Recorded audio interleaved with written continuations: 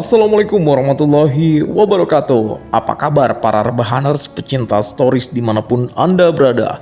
Welcome back to Topam Asfi Channel. Channel yang selalu menghibur dan dapat menambah wawasan antum sekalian seputar sejarah, kisah nyata, dan legenda.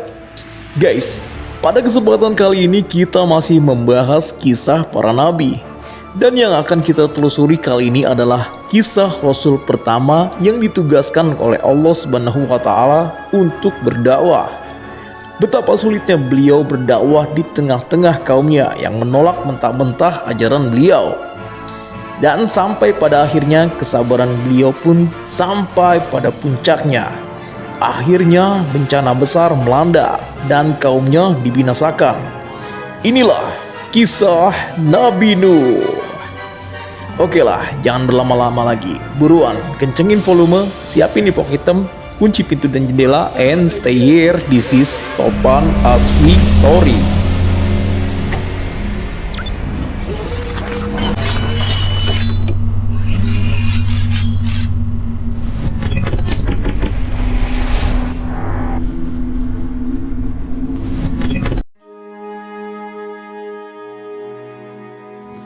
Dalam agama Islam, terdapat pengetahuan tentang 25 nabi dan rasul yang diakui.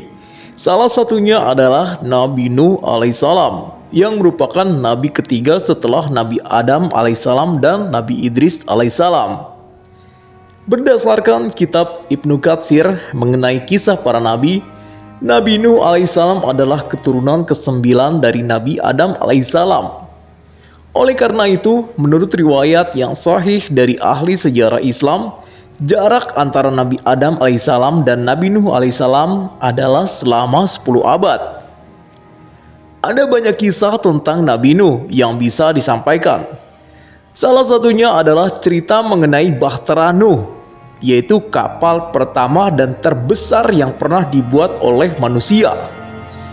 Bahtera Nuh merupakan bukti mukjizat Allah Subhanahu wa Ta'ala yang diberikan kepada Nabi Nuh dan pengikutnya saat malapetaka dahsyat melanda dunia dan memusnahkan segala isinya, kecuali umat Nabi Nuh yang setia. Pada masa itu, kaum Nuh tergolong sebagai kelompok yang sangat tercela dan menyimpang dari petunjuk Allah Subhanahu wa Ta'ala. Sebelumnya umat manusia selalu patuh kepada para nabi sebelumnya, seperti Adam dan Idris. Namun setelah Nabi Nuh muncul, kaumnya kembali melakukan keingkaran dengan meniru perilaku orang-orang terdahulu yang menyembah berhala sebagai Tuhan mereka. Kaum Nabi Nuh tersesat karena salah menilai dan memahami patung-patung tersebut sebagai representasi Tuhan. Padahal sebenarnya patung-patung itu hanyalah simbol orang-orang saleh yang mewarisi misi Nabi Idris untuk menyebarkan agama Allah Subhanahu wa Ta'ala. Pada mulanya pembuatan patung itu semata-mata bertujuan menghormati individu saleh bernama Wat dan Suwa. Namun seiring berlalunya waktu dan berkurangnya pengetahuan agama, keturunan kaum Nuh perlahan mulai meyakini bahwa patung tersebut layak untuk disembah. Hanya seorang manusia yang masih memiliki pemikiran dan akal sehat dapat menghentikan semua ini. Dan itulah peran Nabi Nuh alaihissalam. Allah Subhanahu wa Ta'ala kemudian mengangkat Nuh sebagai nabi dan menyalurkan pesan kenabiannya, memerintahkan dia untuk membimbing kaumnya agar meninggalkan segala bentuk penyembahan berhala dan membebaskan mereka dari pengaruh iblis yang menghasut agar terus menyembah atau mengakui patung-patung tersebut sebagai Tuhan mereka. Tugas Nuh adalah mengarahkan mereka kembali ke jalan yang benar dan mendapatkan rahmat dari Allah Subhanahu wa Ta'ala. Nabi Nuh alaihissalam memiliki kedudukan istimewa. Karena itu salah satu dari 114 surah dalam Al-Quran adalah surah Nuh yang khusus untuk Nabi Nuh. Surah Nuh berada pada urutan ke-71 setelah surah Al-Ma'arij dan sebelum surat Al-Jin. Surah ini termasuk dalam golongan surah Al-Makiyah dan terdiri dari 28 ayat. Kisah Nabi Nuh dimulai dengan utusan Nuh. Sedangkan kisah beliau dimulai dengan diutusnya beliau. Nabi Nuh diutus sebagai Rasul. Nabi Nuh alaihissalam memiliki nama asli Abdul Ghaffar atau Yashikur. Ia adalah anak dari Lamik bin Mata, ayahnya. Nabi Nuh adalah cucu dari Nabi Idris alaihissalam, menjadikannya keturunan ketiga dari Nabi Idris. Dengan kata lain, Nabi Nuh adalah cucu dari Nabi Idris atau keturunan yang ketiga dari Nabi Idris alaihissalam. Dalam Al-Quran terdapat surah Al-Ankabut ayat 14 yang menjelaskan bahwa Nabi Nuh memiliki masa hidup yang sangat panjang, yaitu selama 950 tahun.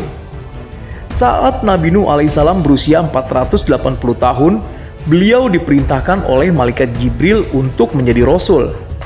Malaikat Jibril tampil dengan keindahan yang luar biasa, membuat Nabi Nuh alaihissalam kagum dan ia pun bertanya. Kemudian Malaikat Jibril sebagai perwakilan Allah yang membawa pesan ilahi memberikan jawaban bahwa Allah Subhanahu wa Ta'ala mengirim Nuh sebagai nabi untuk mengingatkan dan menegur umat yang berperilaku durhaka dan kejam. Lalu Malaikat Jibril mengenakan sebuah baju yang sangat besar yang dikenakan sebagai baju mujahidin kepada Nabi Nuh alaihissalam. Setelah itu Nabi Nuh memasang sorban kemenangan di kepalanya dan menerima ikat pinggang yang bernama Saiful Azmi. Nabi Nuh alaihissalam dengan patuh mengikuti perintah dari Malaikat Jibril. Dilihat dari penelusuran namanya, Darmashil adalah keturunan keempat dari Nabi Adam alaihissalam, yang juga dikenal sebagai seorang raja dan pemimpin yang zalim pada masa itu. Darmashil merupakan orang pertama yang menciptakan minuman keras dan mengonsumsinya. Selain itu, dia juga menjadi manusia pertama yang terlibat dalam perjudian, serta membuat pakaian hiasan emas yang seharusnya tidak digunakan oleh kaum pria. Wah, parah banget nih ya yang namanya Darmashil ini. Jadi dia kayak istilahnya pelopor lah segala macam kerusakan di muka bumi. Raja Darmashil juga merupakan penguasa yang menyembah dan mengagung-agungkan 5 berhala, yaitu Wat, Siwa, Ya'uq, Yaquts, dan Nasr. Allah Subhanahu wa Ta'ala mengutus Nabi Nuh alaihissalam untuk memberikan peringatan kepada Raja Darmashil yang terkenal kejam dan tidak patuh. Perbuatan kejamnya membuat Allah Subhanahu wa Ta'ala memberikan peringatan keras yang disampaikan melalui Malaikat Jibril kepada Nabi Nuh alaihissalam. Kisah Nabi Nuh alaihissalam kemudian berlanjut dengan berbagai tantangan yang dihadapinya. Kisah dakwah Nabi Nuh alaihissalam. Selama 5 abad sejak diutus menjadi nabi, Nabi Nuh alaihissalam dengan gigih menyampaikan dakwah kepada umatnya, terutama kepada keluarganya yang terjerumus dalam perbuatan zalim dan kesesatan. Meskipun demikian, beliau hanya mampu mengumpulkan 70 hingga 80 orang pengikut, yang mayoritas terdiri dari orang-orang biasa tanpa latar belakang keluarga kaya, terhormat, berada, atau keturunan terpandang. Kaum Nuh yang terdiri dari individu-individu terhormat dan kaya merasa tidak nyaman berada dekat atau bersekutu dengan pengikut Nuh yang miskin akibat sikap kesombongan dan keangkuhan mereka. Mereka menganggap bahwa derajat dan status mereka tidak sejajar, bahkan menganggap diri mereka lebih tinggi daripada Nabi Nuh, sehingga tidak mungkin untuk mengikutinya. Kaum Nabi Nuh merendahkan dan mencela Nabi Nuh beserta pengikutnya yang hidup dalam kemiskinan. Penolakan dan penghinaan terus berlanjut, bukan hanya dari kaumnya sendiri, tetapi juga dari anggota keluarganya, bahkan istri dan putranya Kan'an, dengan tegas menolak dan menentang ajaran Nabi Nuh alaihissalam. Lebih mengkhawatirkan lagi, mereka juga mempengaruhi orang lain untuk tidak mengikuti ajaran Nabi Nuh alaihissalam. Ya Allah, sampai segitunya ya guys. Sabar. Kaum Kaum tersebut tidak mempercayai bahwa Nabi Nuh alaihissalam adalah utusan Allah Subhanahu wa taala. Mereka meyakini bahwa Nabi Nuh alaihissalam hanyalah seorang manusia biasa tanpa kekuatan, kelebihan apapun, dan tidak memiliki harta lebih banyak dari mereka. Bahkan mereka mengklaim bahwa Nabi Nuh alaihissalam telah berbohong. Mereka merendahkan Nabi Nuh alaihissalam dengan sangat ekstrim, bahkan berusaha mengusirnya. Pemimpin zalim di antara kaum Nuh tersebut kemudian mengungkapkan keinginannya untuk menjadi pengikut Nabi Nuh alaihissalam dengan tulus dan ikhlas, serta berjanji akan mentaati ajaran-ajaran yang dibawa oleh Nabi Nuh, asalkan Nabi Nuh alaihissalam setuju untuk mengusir para pengikutnya yang telah taat namun dianggap hina karena kemiskinan. Namun Nabi Nuh alaihissalam dengan tegas menolak persyaratan ini karena ia tidak ingin meninggalkan umatnya. Subhanallah.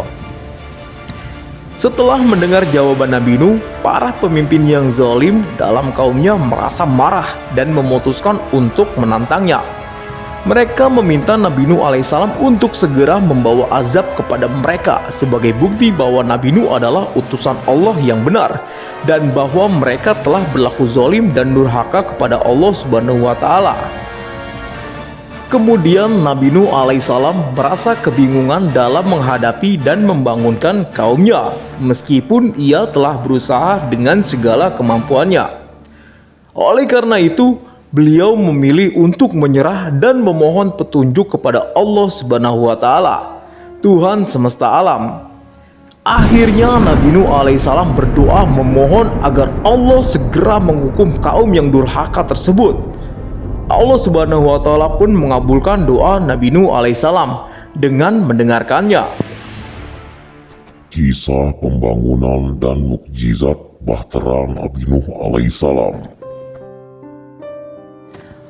Allah Subhanahu wa taala menunjukkan kepeduliannya kepada umatnya melalui kisah Nabi Nuh alaihissalam dengan memberikan petunjuk dan mukjizat.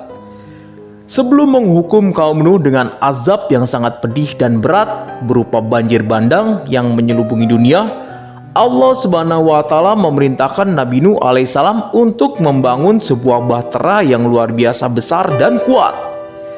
Bahtera tersebut mampu menampung para pengikut yang taat dan beriman kepada Allah Subhanahu wa taala.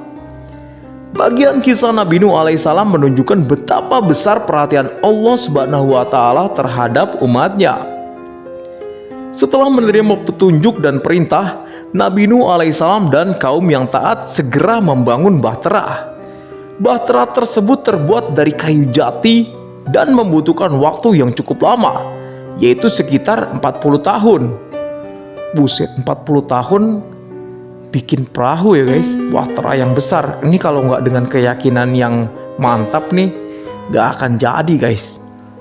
Untuk proses pembuatannya sebelum akhirnya bisa digunakan.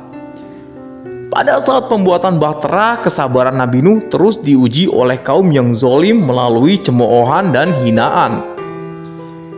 Meskipun kaum Nuh yang jahat menganggap bahwa usaha membuat bahtera itu tidak berguna dan hanya dilakukan oleh orang gila, mereka meremehkan pentingnya membangun bahtera di puncak bukit gurun yang tandus, di mana bahkan banjir dan hujan pun tidak pernah turun. Namun Nabi Nuh alaihissalam dan pengikutnya terus gigih membangun bahtera tanpa memperdulikan ejekan dan sindiran dari kaumnya. Menurut Ibnu Abbas, seorang Taif yang sangat berpengetahuan, mengungkapkan bahwa bahtera Nuh memiliki dimensi yang sangat luas. Panjang bahtera ini sekitar 1200 hasta atau sekitar 550 meter. Sementara lebarnya sekitar 600 hasta atau sekitar 275 meter. Bahtera tersebut terdiri dari 3 tingkat yang berbeda. Tingkat pertama dirancang khusus untuk hewan-hewan, tingkat kedua untuk pengikut Nabi Nuh, dan tingkat ketiga untuk bangsa burung. Agar semua penumpang dan isinya tetap aman dan selamat saat Allah Subhanahu wa taala menimpakan azab kepada kaum Nuh yang durhaka, bagian atas desain bahtera dilapisi dengan penutup kayu. Dalam upaya menahan derasnya air banjir yang akan memusnahkan seluruh umat manusia yang zolim dan tidak beriman kepada Allah Subhanahu wa Ta'ala, dinding bahtera dibuat sekuat mungkin. Setelah itu Nabi Nuh berdoa dan memohon kepada Allah Subhanahu wa Ta'ala agar setelah azab diturunkan tidak ada seorang pun dari kaum zalim tersebut yang dibiarkan selamat dan tetap hidup di dunia ini. Nabi Nuh alaihissalam tidak ingin mereka yang selamat nantinya menyebabkan kesesatan, kejahatan, dan kezoliman yang lebih besar kepada umat manusia. Setelah bahtera Nuh selesai dibangun, Nabi Nuh alaihissalam diperintahkan oleh Allah Subhanahu wa Ta'ala untuk menyiapkan diri dan mengumpulkan umatnya beserta persediaan untuk menghadapi banjir yang akan terjadi. Allah Subhanahu wa Ta'ala menunjukkan suatu tanda dengan cara air muncul dari dalam tanur, yakni sebuah oven tradisional yang terdapat di dapur rumah Nabi Nuh. Ketika dipikirkan secara logis, fenomena bahwa oven dapat mengeluarkan air adalah suatu hal yang tidak mungkin. Datangnya azab bagi kaum Nuh yang zolim. Ketika tanur atau oven atau semacam kompor gitu ya di dalam dapur Nabi Nuh mulai menunjukkan tanda-tanda bahwa air akan mengalir, Nabi Nuh alaihissalam segera bersiap-siap dan membuka bahteranya. Ia mengumpulkan umat yang beriman untuk melindungi diri dan masuk ke dalam bahtera. Nabi Nuh alaihissalam juga mengajak berbagai macam binatang yang berpasangan, termasuk binatang buas, gajah, sapi, burung, dan bahkan semut. Pada saat itu, Jibril, seorang malaikat, turun ke bumi dengan tujuan membantu Nabi Nuh dalam mengumpulkan dan mengarahkan setiap pasangan binatang. Tujuannya adalah agar setelah azab yang menghancurkan seluruh dunia dan menenggelamkan daratan beserta isinya, setiap spesies binatang tidak punah dan dapat berkembang biak untuk generasi manusia berikutnya. Peristiwa ini juga tercatat dalam Al-Quran. Berdasarkan beberapa riwayat, tercatat bahwa hewan yang pertama kali dimasukkan ke dalam bahtera Nuh adalah sepasang burung kakatua. Sementara hewan terakhir yang dimasukkan adalah sepasang keledai. Ada pula cerita bahwa iblis bergelantungan di pundak keledai untuk mencoba masuk ke dalam bahtera Nuh dan mengganggu umat Nabi Nuh alaihissalam yang taat agar tidak ikut masuk. Kejadian ini telah tercatat dalam surat Hud ayat 40 Al-Quran. Istri dan anak laki-laki Nabi Nuh alaihissalam yang bernama Kan'an tidak memiliki iman dan bahkan mereka ikut mencemooh bahtera Nabi Nuh alaihissalam. Akibatnya mereka tidak ikut naik ke dalam bahtera. Hanya sekitar 80 orang yang beriman yang masuk ke dalam bahtera tersebut. Allah Subhanahu wa Ta'ala dengan kekuasaannya telah mengatur semuanya, termasuk untuk melindungi hewan ternak agar tidak dimangsa oleh hewan buas. Subhanallah, gimana ceritanya ya guys? Hewan buas dimasukkan dalam satu bahtera bersama mangsanya, tapi nggak dimakan. Subhanallah. Allah menurunkan demam kepada hewan buas tersebut sehingga naluri buasnya menurun. Oh begitu ya guys. Setelah seluruh pengikut Nabi Nuh alaihissalam dan hewan-hewan memasuki bahtera, pintu bahtera ditutup rapat. Dengan kehendak Allah Subhanahu wa Ta'ala, sang pemilik langit dan bumi, hujan turun dari langit dan bumi pun menyemburkan air melalui berbagai sumber dan celahnya, seperti mata air yang tak berhenti. Air mengalir deras melalui setiap celah bumi. Terkatuplah langit saat hujan deras yang belum pernah terjadi sejak bumi tercipta. Bahkan hingga saat ini belum pernah terjadi hujan sedahsyat ini. Lautan menggelora dan ombak dahsyat memburai dan melahap bumi beserta segala isinya. Dalam sekejap debit air merayap meninggi dan air bah dahsyat melanda, menghancurkan dan membanjiri seluruh permukaan bumi. Permukaan bumi diliputi oleh air, menyebabkan semua yang ada tenggelam bersama kaum Nuh yang zolim. Bumi ditenggelamkan dalam air hingga mencapai puncak tertinggi untuk pertama kalinya. Dan peristiwa serupa tidak terulang sampai sekarang.